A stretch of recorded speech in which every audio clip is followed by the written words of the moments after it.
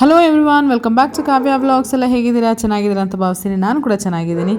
Last ವೀಡಿಯೋನ continue ಮಾಡ್ತಾ ಇದ್ದೀನಿ. ಸರ್ಪ್ರೈಸ್ ಮಾಡಿದ ಗುಂಗಲ್ಲೇ ರಾತ್ರಿ ಕಳೆದ್ವಿ. ರಾತ್ರಿ ಮಲಗುವಾಗ ನಾನು ನನ್ನ ತಂಗಿ ಅಂದರೆ ಸಿಬ್ಲಿಂಗ್ಸ್ ಎಷ್ಟು ಮಾತಾಡಿದ್ರು ಮಾತು ಮುಗಿಯಲ್ಲ. ಹೇಗಿರುತ್ತೆ ಅಂತ ಅಂದರೆ 1-2 ಸಲ 3 ಸಲ ಜಗಳಾಡಿ ಕಾಂಪ್ರಮೈಸ್ ಕೂಡ ಗೊತ್ತಿಲ್ದಂಗೆ ಆಗಿರ್ತೀವಿ.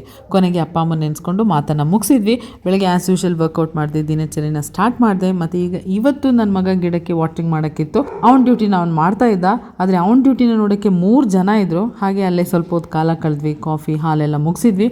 ಇನ್ನು ಪೂಜಾ ಮತ್ತು ಮಲ್ಲು ಹೊರಡೋ ಟೈಮ್ ಬಂತು. ಅದಕ್ಕೂ ಮುಂಚೆ ಮಲ್ಲು ನನಗೆ ಅಂತ ಬೆಂಗಳೂರಿಂದ ಬರುವಾಗ ನೆನ್ಪಿಟ್ಕೊಂಡು ಮಮ್ಮಿಗೆ ಗಿಫ್ಟ್ ಕೊಡಬೇಕು ಅಂತ ಗಿಫ್ಟ್ ತೊಗೊಬಂದಿದ್ಲು. ಸೊ ನನ್ನ ಮಗಳೇ ನನಗೆ ಕೊಡುವಾಗ ನಾನು ನನ್ನ ಮಗಳಿಗೆ ಕೊಡದಲ್ಲೇ ಇರೋಕ್ಕಾಗುತ್ತಾ? ಸೊ ನಾನು ಒಂದು ಚಿಕ್ಕದೋ ದೊಡ್ಡದೋ ಒಡೆವ ಗಿಫ್ಟನ್ನು ಎಕ್ಸ್ಚೇಂಜ್ ಮಾಡ್ಕೊಂಡ್ವಿ. ಇದಕ್ಕೆ ನೋ ಕಮೆಂಟ್. ಈ ಚಿಕ್ಕ ಚಿಕ್ಕ ಕ್ಷಣಗಳಲ್ಲೇ ನಿಜವಾದ ಸಂತೋಷ ಅಡಗಿರೋದು. ಇದನ್ನೆಲ್ಲ ಮುಗಿಸ್ಕೊಂಡು ಪೂಜಾ ಮತ್ತು ಮಲ್ಲು ಊರಿಗೆ ಹೊರಟರು. ಸುದಿ ಅವ್ರನ್ನ ಡ್ರಾಪ್ ಮಾಡೋಕ್ಕೆ ಅಂತ ಹೋದರು. ನಮಗೇನು ಬೇಜಾರಾಗ್ತಿರ್ಲಿಲ್ಲ. ಯೂಶಲಿ ಮಕ್ಕಳಿಗೆ ಅವ್ರು ಚಿಕ್ಕಿ ಹೊರಡ್ತಿದ್ದಾರೆ ಅನ್ನುವಾಗ ತುಂಬ ಬೇಜಾರಾಗುತ್ತೆ.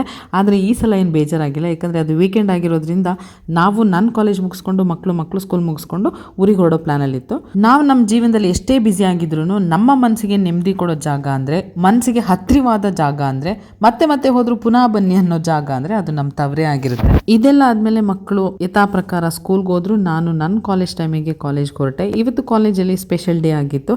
ಅದೇನಂತ ಅಂದರೆ ನಮ್ಮ ಕಲ್ಪನಾ ಮ್ಯಾಮ್ದು ಬರ್ಡೇ ಆಗಿತ್ತು. ಸೊ ಬಿಲೇಟೆಡ್ ಹ್ಯಾಪಿ ಬರ್ಡೇ ಕಲ್ಪನಾ ಮ್ಯಾಮ್. ಯಾವಾಗಲೂ ಖುಷಿಯಿಂದ ಇರಿ. ಹೀಗೆ ತುಂಬ ಸಿಂಪಲ್ ಆಗಿ ಎಲ್ಲರೂ ಸೇರಿಕೊಂಡು ಸೆಲೆಬ್ರೇಟ್ ಮಾಡಿದ್ವಿ.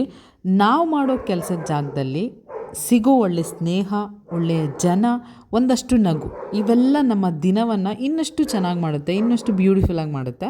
ಹೀಗೆ ಕಾಲೇಜ್ ಕೆಲಸ ಎಲ್ಲ ಮುಗಿಸ್ಕೊಂಡು ಮನೆಗೆ ಬಂದ್ವಿ. ಎಗೇನ್ ನಮ್ಮ ನೇಟಿವ್ ಆದಂಥ ಕಲಾರಿಗೆ ನಾನು, ನನ್ನ ಮಕ್ಕಳು ಮತ್ತು ಜಪಾನಿಂದ ಬಂದಿರೋ ಸಿಸ್ಟರು ಜಾಲಿಯಾಗಿ ಊರಿಗೆ ಹೊರಟ್ವಿ. ಹೀಗಿತ್ತು ನಮ್ಮ ವಿಡಿಯೋ. ನೆಕ್ಸ್ಟ್ ವಿಡಿಯೋದಲ್ಲಿ ಹೊಸ ಕಾನ್ಸೆಪ್ಟ್ ಜೊತೆ ಸಿಗ್ತೀನಿ. ಅಲ್ಲಿ ತನಕ ಎಲ್ಲರಿಗೂ ಥ್ಯಾಂಕ್ ಯು ಸೋ ಮಚ್.